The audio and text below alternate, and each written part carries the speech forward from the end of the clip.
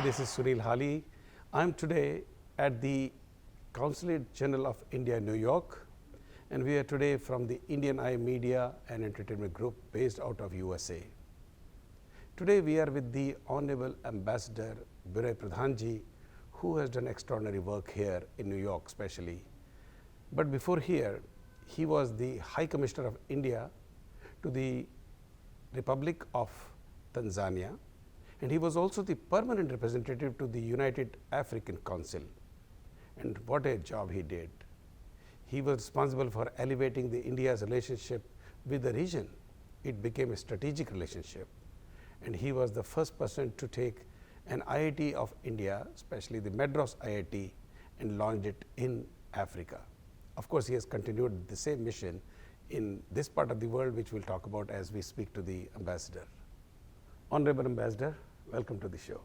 So, Ambassador, when you came here, you definitely had a vision, because what you did in Africa is exemplary. And the next mission was obviously US, especially New York, which is the business capital of the world today. And the focus must have been on the bilateral trade between India and US. So, what did you see at that time and how you have contributed? We all know, but let's hear from your mouth how you contributed to this relationship. Thank you. Thank you for bringing the economic aspect of our relationship to the conversation. As you know, the government today has very clear roadmap and also they set targets. So, Prime Minister Modi calls it 3 KPIs: trade, tourism and technology, but broadly they all constitute to the economic track. I would say if you today look at the trade between India and US, when I came, the trade was in the range of roughly $210 billion between both the countries. 1/3 of the trade happens in this consular jurisdiction. So, it is a substantial trade. The port of New York, New Jersey is kind of an anchor port through which trade not only happens to the northeast of US, but also to the Caribbean and also to Midwest.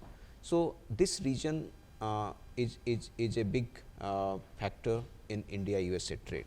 More importantly, like you said, New York is the business capital. You find most of the Indian delegations, trade delegations, investment delegations, they all come to New York. So, fairly you would see that New York Consulate has historically played a kind of active role in bringing the two sides both on trade and investment relationship. In that pursuit, we not only promoted the products that were of priorities. If you look at our trade basket, you will find that there are 7-8 kind of products which are constituting bulk of the trade, whether it is gems and jewelry, whether it is pharmaceutical products, engineering goods, textiles, and many of them are linked to Indian MSME sector. So, that is how we thought that let us work with Indian Export Promotion Councils, let us work with the importers from here, both the giant importers like Costco, Walmart, Amazon to the chambers of commerce and small importers. But the idea was to enable the bilateral trade, which is already doing well, to bring new people to the bilateral trade, to bring new products and bring new ways of doing trade. That was the effort. Fortunately, if you look at the statistics, even last year the trade increased. In 2024, the bilateral trade was $220 billion. In 2025, despite tariffs, the trade increased to $240 billion. And as you know, Prime Minister Modi last year when he visited Washington DC, he and President Trump, they set a target called Mission 500, which in other words is to increase our trade to $500 billion by 2030. So, clearly trade is a priority, and not only New York Consulate, I would say Embassy in Washington DC and all other consulates are working to promote Indian export both in goods and in services. So, Ambassador, as you said, Prime Minister is a very ambitious person. That is why he sets up very high goals for all of us, which actually excites us and pushes us to go in that direction. If we do not come closer than 80%, it is still a very tall number. You mentioned 500 billion by 2030, which is hardly 4 years away from here. So, what are the new trade initiatives which you see from your office and the embassy in Washington DC and all our new consulates have taken, and how the digital platforms are contributing to that? As you know, in April, we launched something called India USA Trade Facilitation Portal. Now, that is a collective initiative, even though we host it in New York Consulate, it is actually done together with the embassy in Washington DC and all other consulates. Now, the trade portal, like I mentioned, if you are aspiring to reach $500 billion of bilateral trade, you cannot achieve it without bringing new products, new exporters, new importers, and new ways of doing trade. So, entirely you have to bring in new ideas. So, the digital tool, which is our trade portal, let me give you examples what we have done in last 3 months, as the trade portal just completed 3 months of its existence. So far, we have organized direct contact of Indian exporters with giant importers from here, like we organized a separate event with Costco, we organized one with Walmart, we organized one with Amazon, and I will give you example of Costco. So, during the webinar, the Costco colleagues, they would brief Indian exporters about what are the compliances they should follow, what are the packaging standards, what are the regulations when you look for exporting to US market, and what are the products that Costco is looking for to import from India. Correct. So, it kind of helps the Indian exporters to be focused and also be educated about the process to enter a developed market like American market.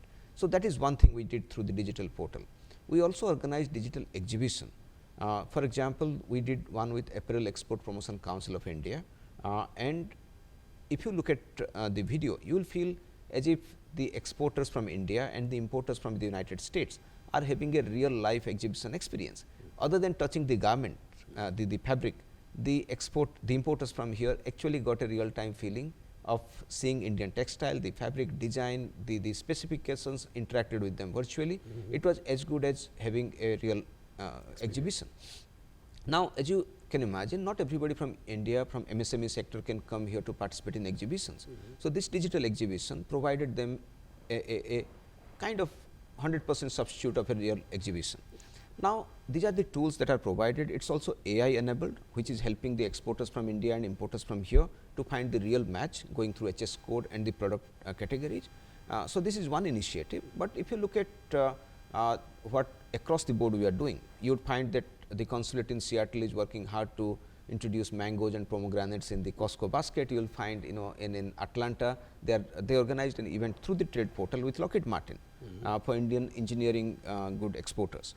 So, the effort by all the consulates and embassy, the embassy last week organized one with the auto spare parts. It is called ACMA, the industry body from India for auto spare parts.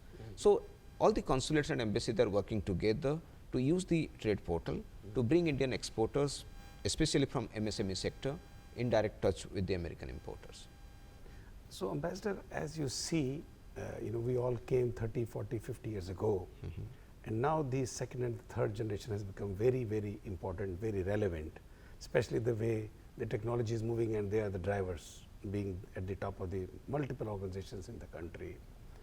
And generally, when you speak to the second and third generation, their emotional contact bond with India is not as strong as ours is, but it is important. But more important is their engagement in the progress of India and helping build this relationship. How to engage the second and third generation?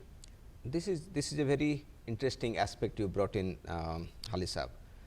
If you look at the diaspora today, we are 5.4 million strong Indian diaspora living in the United States.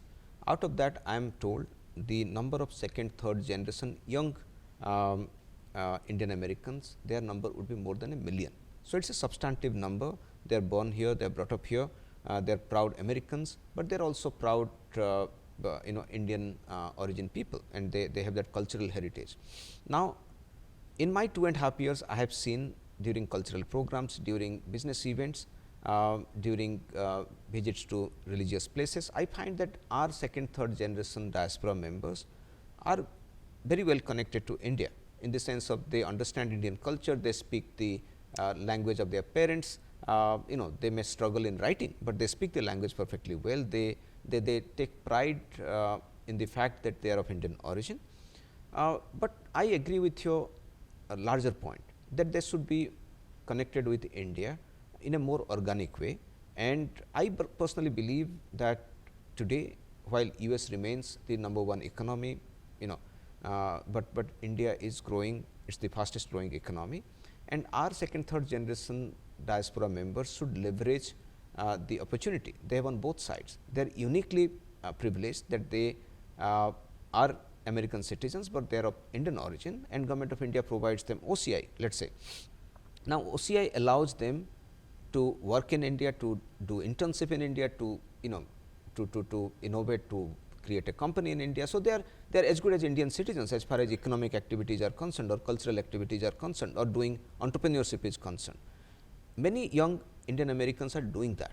You will find that they are studying here, taking the technology from here and finding solutions to challenges back home there and making a good business out of that. So, I would agree with you that it falls on us, it falls on the parents, it falls on the society to equip our second, third generation young kids to, while remain connected with the culture, should also understand the larger idea of India and the opportunities in India. Then they can be very effective bridge between the two countries. Correct. And they can kind of enable the economic, technological industry and investment partnership that is growing up. They will be very active partner in that also. And you can see, even though Sundar Pichai is our generation, but you can see the kind of investments he has announced making in India, which encourages the other companies like Amazon today, what they have done in India, Facebook is doing in India, now Tesla is doing in India, is because it comes from some direction, which is initiated by the second and the third generation. I would say there is a natural synergy between India and the United States. Absolutely. And it's a win-win partnership. Somebody, if somebody tries to portray it as a zero-sum game, if somebody tries to portray it as one side gaining at the cost of other, it's totally incorrect. It's a win-win partnership in every sphere, whether it is technology, whether it is economic, investment, you name any sphere or trade, it's a win-win partnership.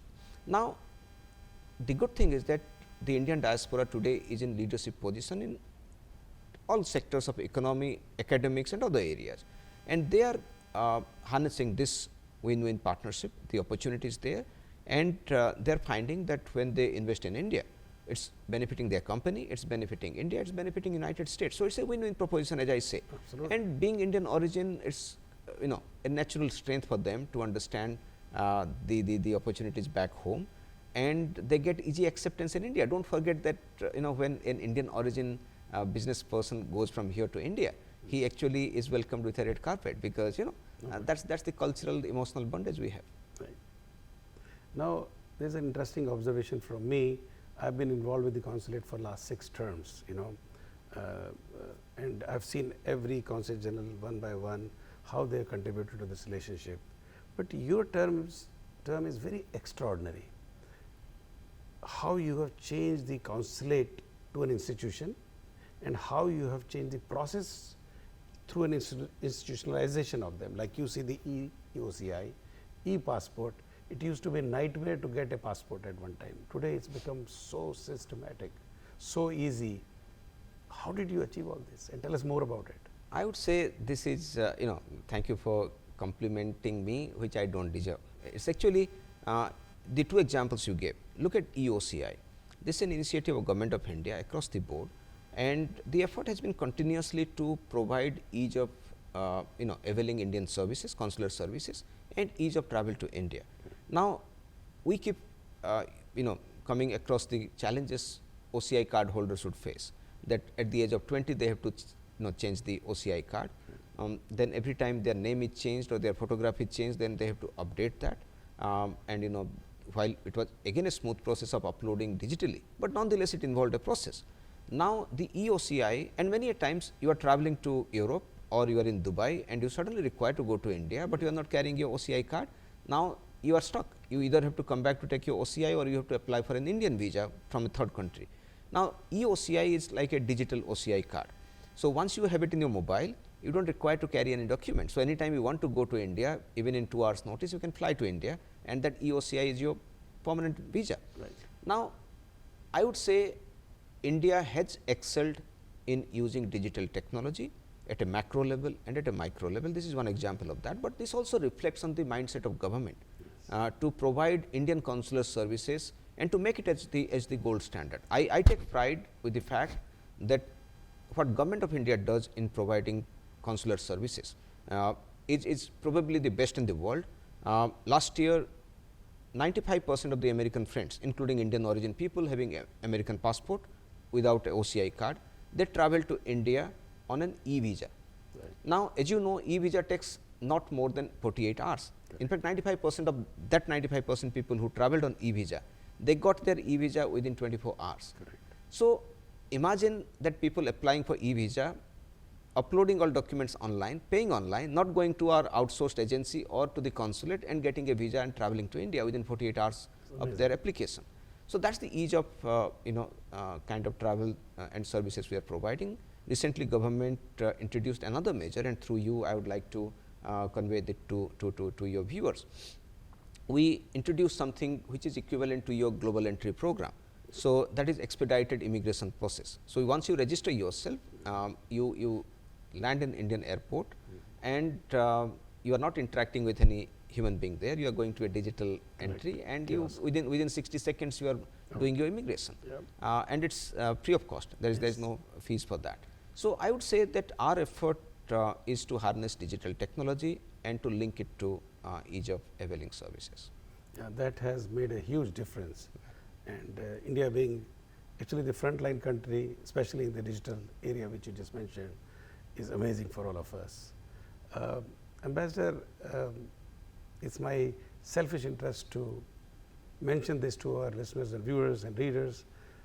What you did in Tanzania, Zanzibar, you brought the first Indian institution, academic institution. Chennai, I am luckily one of the IITians, so I know what a difference it makes that education is expanded out of India, because India was always known, rishis and munis at that time. Today is the scholars and the intelligentsia of India. World needs to see us from their point of view, and you took the first Indian institution, the high institution, to Africa. Now you have taken another initiative to do what you did in Long Island recently. How did this come to your mind? Because this is path breaking, and it all credit goes to you. Again, I would say it's as diplomats you go to different countries, and if you are lucky and if the coincidences match, you become successful in some initiatives. So, the opening of IIT Madras campus in Zanzibar in Tanzania was one such instance. That was the time when Government of India came out with National Education Policy, as you know, the NEP. And NEP allowed Indian premier institutes like IITs and IIMs to open overseas campus. So, that was the provision which was new at that point of time, and Government of India asked all the ambassadors, including me, to explore if the host countries are willing to host an IIT. And Tanzania government, the credit goes to them. They were probably the first country to respond and say that we are ready to host IIT. And then the Government of India decided it would be IIT Madras which would be going and opening a campus. I must compliment the team from IIT Madras and the Government of Tanzania, especially the President of Zanzibar. By the way, the President of Zanzibar was in India last fortnight in IIT Madras for their annual convocation as a chief guest there. So, these things happen when in diplomacy I see that a Government of India initiative, if the host government is willing to complement that, then you as a diplomat you find it easy to, it's more like a matchmaking, that Government of India wants to do something, the host government wants to host it, you as an ambassador you are enabling that to happen. And now what we are doing in Long Island is a similar collaboration. Recently we signed a LOI between IIT Bombay and the SUNY Old Westbury. So, as part of the LOI, now they are exploring avenues of collaboration, but ultimately if all goes well, we are hoping that IIT Bombay would impart education here. That is the objective. But I would say this is an early stage, the discussions from both sides are going on. They have joint working groups deciding the academic, business, regulatory, accreditation, all processes. So, I wish that all goes well and in time, so that we also have a similar story here. So, again now you are running into the second half of your tenure.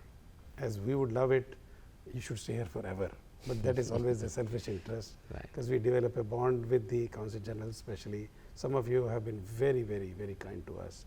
very simple, very accommodating. Keeping the consulate 7 days a week is not a joke. How it is difficult to get people to work in 5 days a week, and here is a consulate doing 7 days a week. All these initiatives have made a very indelible impression on the minds of a common man, somebody like me who is constantly observing the growth of India and the view of India and the impression of India in this part of the world. How do you see the next 1.5 years that you are here? What are your next few missions for the next annual plan? I would say as a consulate, we focus on three kind of activities. One, we discussed in detail the economic side, which by the way includes great amount of investment track. Let's not forget that America is the major source of investment for India. If you look at foreign direct investment, it's not a very big amount. It's $75 billion of FDI from US to India. But if you add the investment which has gone from here to Indian stock market, the amount of investment in the other channels like private equity, alternate capital, venture capital, then it's a very substantive investment into India. So that is, and large chunk of that goes from New York. So we work very closely. Recently, as you would remember, we hosted in last 1.5 years, the Finance Minister of India, the Governor of Reserve Bank of India, the Chairperson of SEBI twice. We host the Gift City. We host several private sector delegations. We host the Chief Ministers of States and Industry and Commerce Ministers. So the effort is to leverage the Wall Street and the investment community here for investment in India, which is already happening in a very satisfying way. Now, so that is one track, that economic, which includes trade and investment track. But for rest of my tenure, my focus would be to smoothen the consular services, because we have recently introduced the EOCI. We have opened, as you know, we have now satellite centers in Edison. We have satellite center in Columbus, Ohio, that we opened in August last year. So our effort is to smoothen the process, people getting these services in a smoother way. So consular services would always remain a priority for any consul general. The trade thing, thanks to the trade portal, that would remain a priority, but my priority would also remain on the technology side. That is one area where I believe that we are yet to fully exploit the potential. And when I say technology collaboration, last year when Prime Minister came, we signed an agreement, we agreed for something called trust, that is transforming the relationship using strategic technologies. In other words, all the frontier areas of technology, whether it is biotechnology, it is AI, quantum, aerospace, defense, in all the sides, both Government of India and the United States agreed to collaborate by bringing in the private sector, by bringing in academia, by bringing in the government sector. So you today find that there is no hesitation between the two sides to collaborate on frontier technologies. And I am lucky that in this consular jurisdiction, you have many prominent institutions who are endowed with good technology. So the initiative, for example, of bringing Columbia Engineering and IIT Bombay to set up a AI center of excellence for manufacturing is one such example, where we played the role of bringing the two sides together. And now the talent of Columbia Engineering and IIT Bombay, they are working to solve challenges of industry, both in India and here, in terms of enhancing their manufacturing, their productivity using AI. So I would focus on these kind of initiatives where we have tangible gain for the both sides, and then you bring the two sides together for technology collaboration.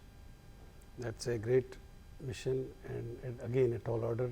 And knowing you will be definitely making the mark, and we'll be back here before we say goodbye to you next year. Thank you. We would want to recap it and see where we reach at that point in time. But thank you, Ambassador. Thank you for your time. Thank you to your wonderful staff.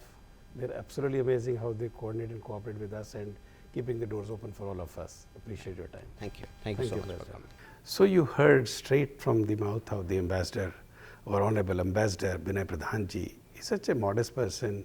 You can see every time we bring up the achievement that we have made during his tenure. I'm not saying that it was his achievement alone, but he will be modest and say what he says so clearly. But the fact is so clear that India is on the right track, and the relationship between the two countries, the Indo-US relationship, which is actually paramount to the global growth, and the focus is the bilateral trade and investment. 500 billion, as our Honorable Prime Minister announced last year when he was here. It's again a tall order, but if we work in the direction, it can be achieved because these two countries are the drivers of the global economies. And hopefully, at some point soon, we will be hitting the number 3 position, which is our goal, which has been our goal. And the Indian community is thriving, Indian community is growing. And the Consulate of New York, as every other consulate all across USA, is making the contribution to the success, and the top of it is our embassy in Washington, D.C. with our Honorable Ambassador, Mr. Kawatra. This is Sunil Hali signing off at the Consulate General Office in New York, and here today we were with Honorable Ambassador Binaya Pradhan.